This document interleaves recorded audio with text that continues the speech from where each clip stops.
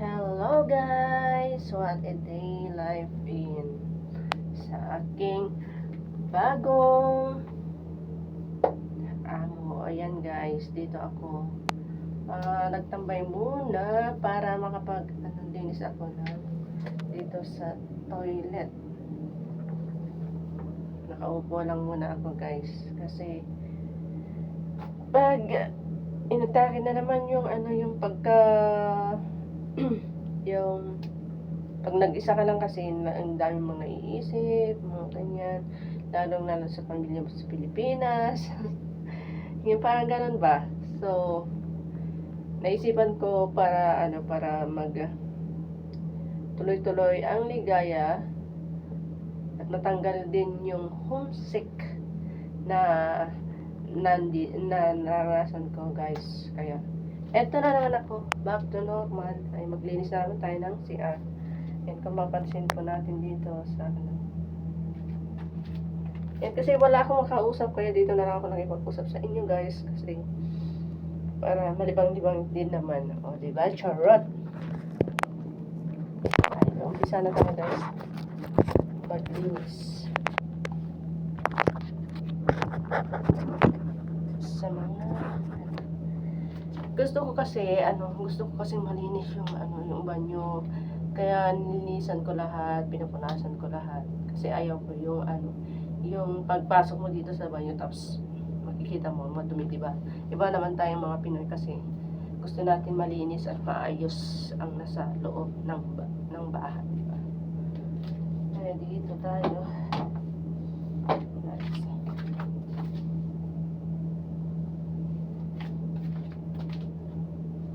Kasi gusto ko talaga malinis.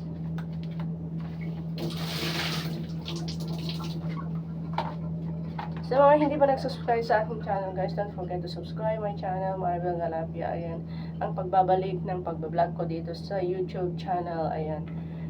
At saka shout out sa mga kaibigan ko, si Margie Sanalcola. Don't forget to subscribe their channel guys. Kasi matagal na din kami hindi nakakapag-vlog dahil siya nag-forgo din that time. So gusto ko rin na ipagpatuloy ulit yung pagbablog ko guys. Yan, simulan na natin yung paglilinis.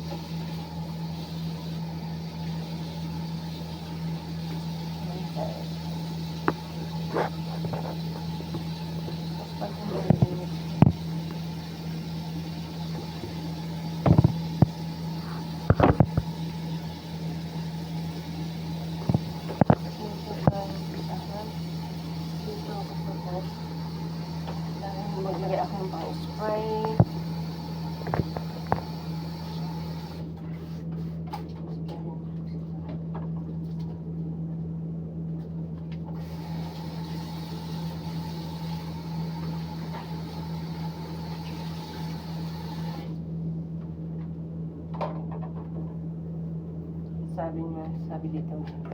Sabi dito guys, kung mapapansin po natin dito, you look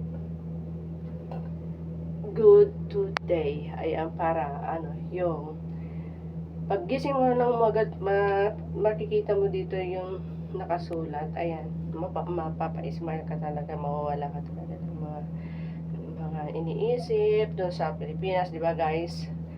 Kaya ito, umpisan po natin maglinis. Isa-isahin ko kasi yung maglinis yung mga ganito. Ayan, tapos ito. Ayan guys, nakapag-vlog lang tayo ng konti para meron tayong may upload dito sa loob ng bahay.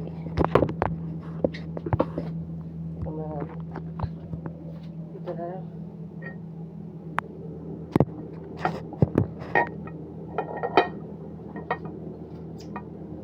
Ayan guys, diba? Kasi napunasan ko lahat to ng honey and milk for hand wash.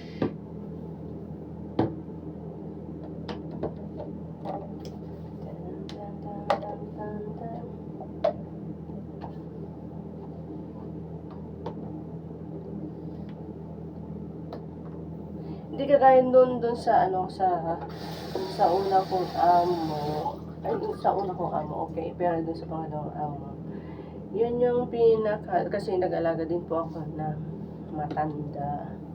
So, ito na ngayon yung bagong, ano natin pa, nabagsak ito.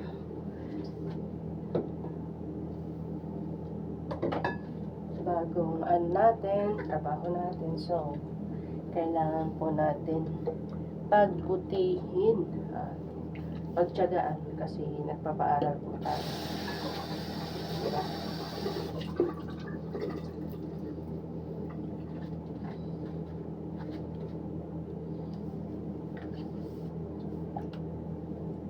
Ito kasi dami mga mga abubot. Ayan guys, napag-vlog lang tayo ng konti. Thank you for watching guys. Salamat sa mga nanonood, sa mga hindi pa nag-subscribe, don't forget to subscribe. I always remind guys, thank you for watching. Bye bye.